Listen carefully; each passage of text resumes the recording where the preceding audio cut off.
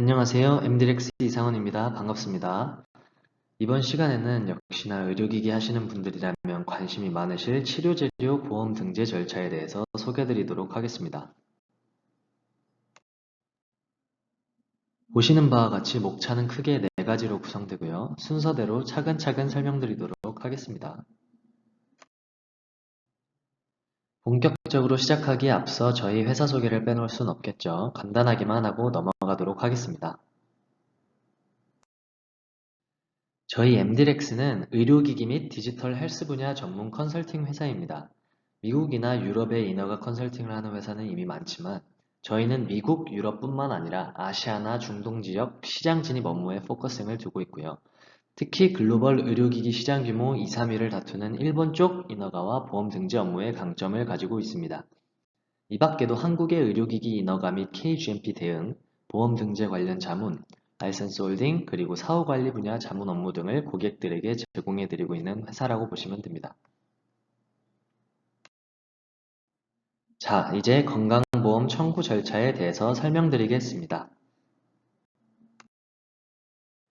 지금 보시는 그림은 한국에서 환자가 병원에 방문하여 진료를 받은 후 실제 보험 청구가 어떻게 진행되는지를 간략히 나타낸 그림입니다. 통상 한국은 공보험 시스템인 단일보험자 시스템을 운영하고 있습니다. 즉, 단일보험자 시스템이란 것은 국내에서 의료법에 따라 병원을 개설하게 된다면 반드시 국민건강보험법에 따라 공보험인 국가보험 시스템에 의무적으로 가입해야 한다는 의미가 됩니다. 그래서 특정 병원이 개원을 하면서 자신의 병원은 공보험이 아닌 사보험만 적용하겠다고 하는 것은 국민건강보험법 위반 행위에 해당됩니다. 국민건강보험법을 운영하고 있는 행정부처는 보건복지부에 해당됩니다. 이에 따라 보험 등재 및 관리, 평가 등의 업무를 법령이나 행정규칙으로 정하여 운영하고 있습니다. 다만 이러한 행정 업무를 수행하기 위해서 많은 인력이 필요하므로 진료 심사 및 평가 업무는 우리가 흔히 심평원이라고 부르는 건강보험심사평가원에, 그리고 가입자 관리 및 보험료 지급 업무는 국민건강보험공단에 업무를 위탁하여 수행하고 있습니다.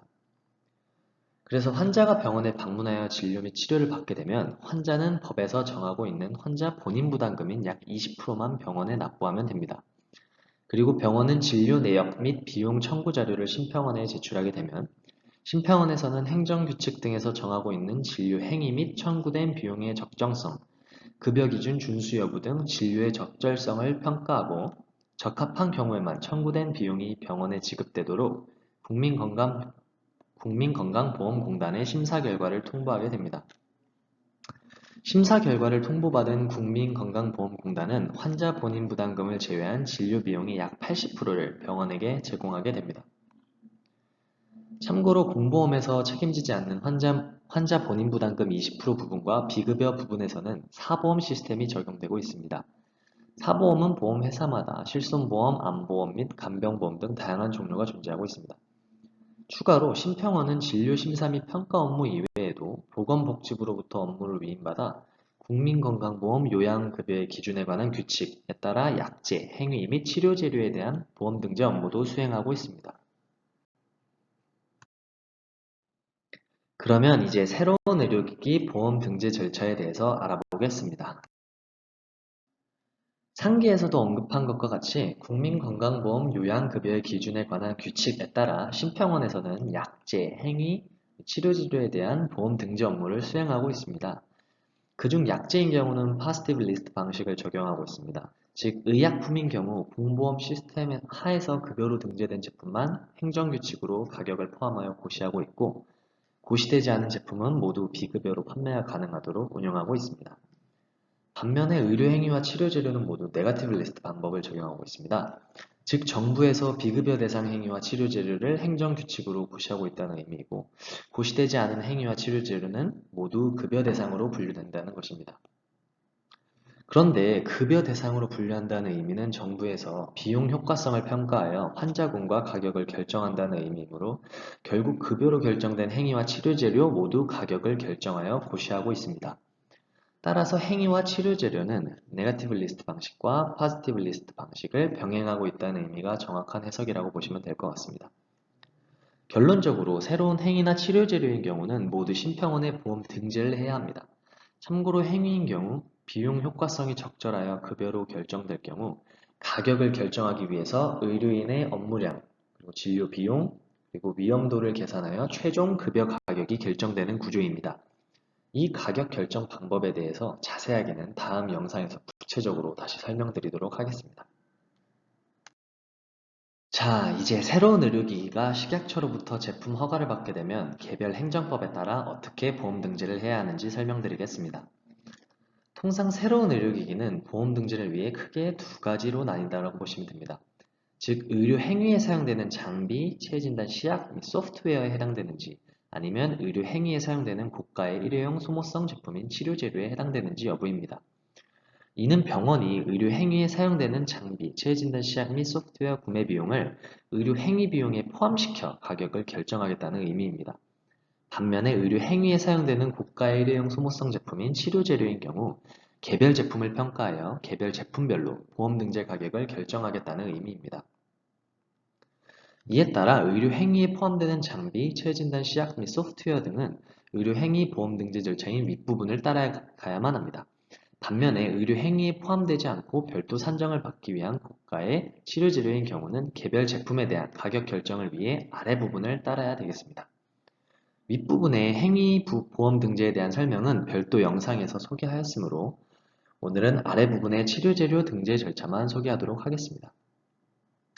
통상 치료재료 제조 또는 수입업자는 의료기기법에 따라 식약처로부터 제품 허가를 받게 되면 30일 이내에 심평원으로부터 치료재료 보험 등재 결정 신청서를 제출해야만 합니다. 제출된 보험 등재 결정 신청서는 심평원에서 검토하여 새로운 의료행위를 유발하는 치료재료라면 신의료기술 평가를 받고 다시 신청하도록 신청서를 취하하고 있습니다. 반면에 새로운 행위가 아니라 기존 행위에 사용되는 치료재료라면 최초 등재된 치료재료가 있을 경우 해당 제품 가격의 90% 또는 재평가가 실시된 치료재료라면 동일가를 적용하게 됩니다. 참고로 치료재료는 의약품의 허가특허 연계제도 같은 것이 존재하지 않아 최초 등재된 제품의 가격 보상 정책이 별도로 존재하지 않습니다. 이에 국민건강보험법에서는 최초 등재된 치료재료에 대해 가산 혜택을 주기 위해 두 번째로 등록되는 제품부터는 최초 등재된 치료재료 가격의 90%를 보험가로 결정하게 됩니다. 그리고 3년 단위 재평가를 통해 최초 등재된 제품과 후발 등재된 제품의 평균가를 모두 균등하게 적용하여 보험가를 평준화시키게 됩니다. 이런 이유로 통상 신의료기술 평가를 받아 치료재료 가격 결정을 하는 경우 중분류 시설을 통해 3년간 최초 등재 제품 혜택을 적용받을 수 있게 되는 것입니다. 반대로 후발 등재된 제품이 최초 등재된 제품보다 우수한 성능을 보유하게 된다면 획기성 및 기술 개량 성능을 입증하여 가치평가를 통해 최초 등재된 제품의 가격보다 약 100% 가격을 더 인상받을 수 있는 제도도 존재합니다. 이 부분 또한 다음 동영상에서 상세하게 설명드리겠습니다. 그러면 오늘 설명드릴 치료재료에 대한 정의와 보험 등재 절차를 간단하게 설명드리겠습니다. 치료재료란 입원이나 외래 환자를 대상으로 진단 또는 치료 등에 사용되는 소모성 의료기기 또는 의약외품 및 인체 조직 등을 통상 치료재료라고 보통 얘기한다고 보시면 됩니다. 그래서 의료기기법에 따라 허가받은 의료기기만 치료재료라고 이해하시면 안 됩니다. 의약외품은 현재 약사법으로 분리되어 관리하고 있습니다. 인체조직은 인체조직법이라고 해서 식약처에서 운영하는 법령으로 따로 관리되고 있습니다. 이렇게 인허가 받은 소모성 제품들에 대해서 치료재료로 구분하고 있다고 보시면 되는 겁니다. 대표적인 예시로 의료기기인 경우는 스텐트, 일회용 제품, 그리고 인체조직은 우리가 화상을 입거나 유방암 수술을 통해서 피부가 없어졌을 때 조직 재건술에 사용되는 동종 및 이종 진피, 즉 인간이나 동물의 사체로부터 유래된 물질 등이 치료재료로 분류되고 있습니다. 그리고 의약 외품은 보시면은 데일밴드, 붕대 등등 이런 것들이 치료재료로 분류되고 있습니다. 참고로 치료재료에 대한 구입 비용은 대부분 행위료에 포함되어 있습니다. 다만 치료재료 중에서 수십 또는 수백만 원 혹은 그 이상에 해당하여 행위료에 포함될 수 없는 고가의 치료재료인 경우에만 심평원에서 별도 산정하고 있다고 이해하시면 됩니다. 여기 그림을 보시면 쉽게 이해하실 수 있을 것 같습니다. 즉, 의료기기를 가정용으로 사용되는 제품과 병원에서 사용되는 제품으로 구분할 때 가정에서 사용되는 제품은 국민건강보험법 적용 대상이 아니라고 보시면 됩니다. 반면에 병원에서 입원이나 외래 환자를 대상으로 사용되는 제품만 국민건강보험법 적용 대상이라고 보시면 됩니다. 근데 병원용 의료기기, 즉 입원이나 외래 환자를 대상으로 사용되는 제품은 비급여와 급여로 나뉘어서 고시된다고 말씀드렸죠. 참고로 해당 고시의 이름은 치료재료 급여, 비급여 목록 및 급여 상한 금액표에 해당됩니다. 여기서 비급여 제품은 행정부처에서 가격 제한을 따로 두고 있지 않아 회사가 원하는 가격으로 판매가 가능합니다. 하지만 이를 악용하여 터무니없는 가격으로 제품이 판매되는 것을 방지하기 위해 정부에서는 병원이 사용하는 비급여 제품의 가격을 자체적으로 고시하도록 법제화하여 가격 경쟁을 통해 적절한 가격대가 형성되도록 하였습니다. 급여는 아까 말씀드린 것과 같이 행위에 포함되거나 고가의 치료지료인 경우 별도 산정받거나 기존에는 행위에 포함되어 있었는데 무슨 논리를 개발하여 심평원을 설득한 후에 향후에 별도 산정받는 방법도 있다라고 말씀드릴 수 있겠습니다. 그리고 여기서 행위에 포함된 치료재료인 경우에는 비급여나 급여로 따로 등록되지 않습니다. 이런 제품은 고가의 치료재료에 해당되지 않아 별도 산정이 불가하고 의료행위료에 포함되어 가격이 결정되어 있는 제품이라고 보시면 됩니다. 대표적으로 주사기 같은 제품을 생각하시면 좋을 것 같습니다.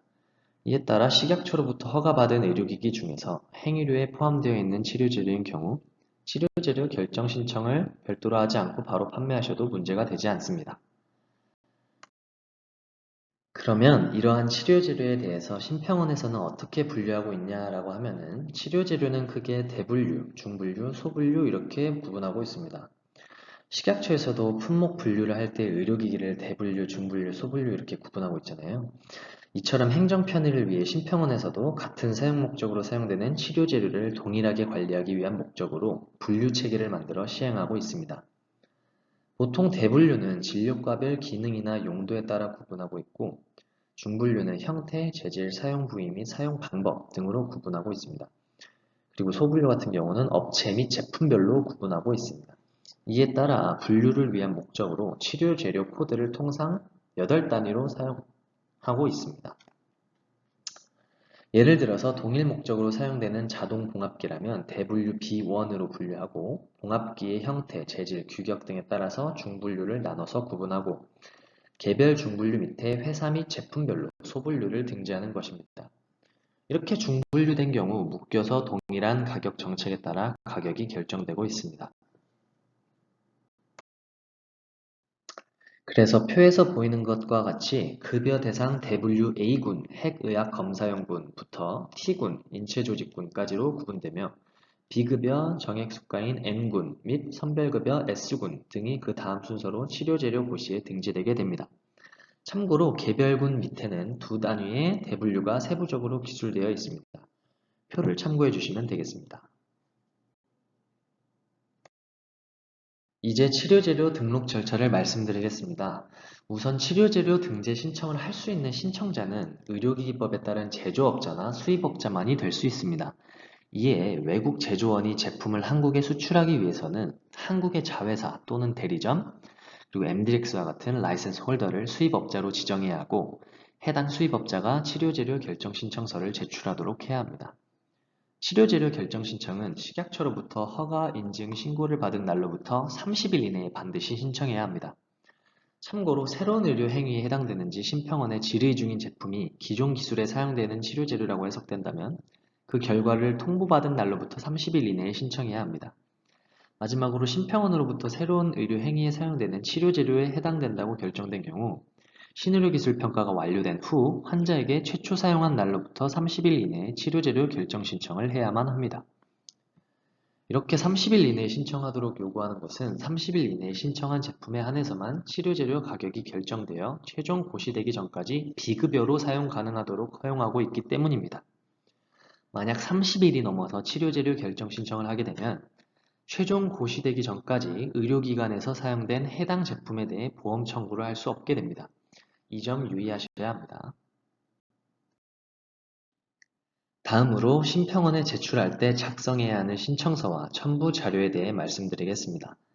신청서는 국민건강보험 요양급여 기준에 관한 규칙 별지 제16호 서식을 활용해야 합니다. 참고로 요즘은 모두 전산으로 신청하도록 되어 있기 때문에 신평원 업무 포털을 통해 해당 신청서를 직접 작성하시면 됩니다.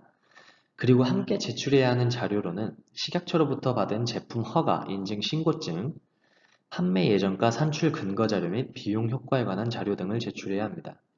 참고로 위의 3개에 대한 자료는 필수 제출 자료에 해당되며 나머지 국내외 사용 현황, 임상적 유용성 및 기술 혁신성 등을 증명할 수 있는 근거 자료, 이런 것들은 가치 평가를 통해 가격을 높게 받기 위해서 제출해야 하는 자료에 해당됩니다. 치료재료 결정 신청서를 심평원에 제출할 경우 심평원 내부에서 1차 실무 검토를 수행하고 치료재료 전문평가위원회 심의를 통해 가격이 결정되게 됩니다. 치료재료 전문평가위원회 결과는 신청인에게 통보되며 이견이 없다면 결정된 내용이 보건복지부에 통보됩니다. 보건복지부는 국민건강보험법 최고심의기관인 건강보험정책심의회를 개최하여 심평원의 의견을 검토한 후 이견이 없을 경우 관련 내용을 행정규칙으로 고시 개정하게 됩니다. 참고로 치료재료 전문평가위원회에서 결정되어 통보받은 보험가격에 이의가 있는 경우는 신청인이 독립적 검토를 신청할 수 있게 됩니다. 이에 심평원은 객관성이 확보된 전문가를 독립적 검토자로 지정하여 검토 보고서를 제출하도록 하고 그 결과를 다시 신청인에게 통보한 후 신청인의 검토 의견을 제공받아 다시 치료재료 전문평가위원회를 개최하여 최종 가격을 결정하고 있습니다. 독립적 검토를 요청하지 않을 경우는 법적 처리 기간은 약 100일 정도 소요되고 있으며 독립적 검토를 요청하는 경우 약 1년 정도 소요되고 있습니다. 시장 진입을 고려할 때 이러한 부분도 고려하시는 것이 좋습니다. 마지막으로 치료재료 보험 가격은 어떻게 결정되는지 말씀드리겠습니다. 예를 들어 신청된 제품과 동일한 사용 목적의 중분류가 존재하지 않는다면 최초 등재된 제품에 해당되므로 해당 제품의 수입 가격, FOB라고 하죠. 제조인 경우 원가 계산 용역기관에서 확인한 원가 계산 자료를 참고하여 가격을 결정하게 됩니다. 참고로 제조 또는 수입 제품의 원가에는 관리비, 영업비 및 유통비용 등을 고려하여 1.78배를 적용한 가격을 보험가격으로 책정하고 있습니다. 그리고 만약 신청된 제품과 동일한 사용 목적인 제품이 이미 등록되어 있다면 해당 제품의 보험가격의 90% 또는 최저가에 해당되는 가격을 보험가격으로 결정하고 있습니다. 만약 3년 단위 재평가를 적용하여 균일 가격이 적용된 중분류에 해당되는 경우는 기존 제품과 동일 가격으로 책정하게 됩니다. 또한 만약 신청 제품이 동일 목적으로 사용되는 중분류 제품보다 기능이나 성능이 떨어지는 제품이라고 판단될 경우에는 기준 가격에 마이너스 10%를 적용하여 가격을 낮추는 경우도 존재합니다. 추가로 기등재된 제품과 비교 임상시험을 통해 획기적인 기능이나 성능 개량을 입증하였다면 기등재된 제품의 가격보다도 최대 100% 더 많은 비용을 결정받을 수 있으며 임상시험 자료는 아니지만 성능 비교 등을 통해 기능이나 성능이 개량되었다는 점을 입증할 경우는 최대 50%더 가산된 가격을 결정받을 수도 있습니다. 참고로 최근 심장판막 치환술에 사용되는 제품이 임상시험 자료를 통해 80%더 가산되었다는 점을 고려할 때 좋은 비교 임상시험 자료를 생성하는 것이 매우 중요하게 되었습니다. 이상으로 치료재료 보험 등재 절차 및 고려사항 등을 전체적으로 설명드렸습니다.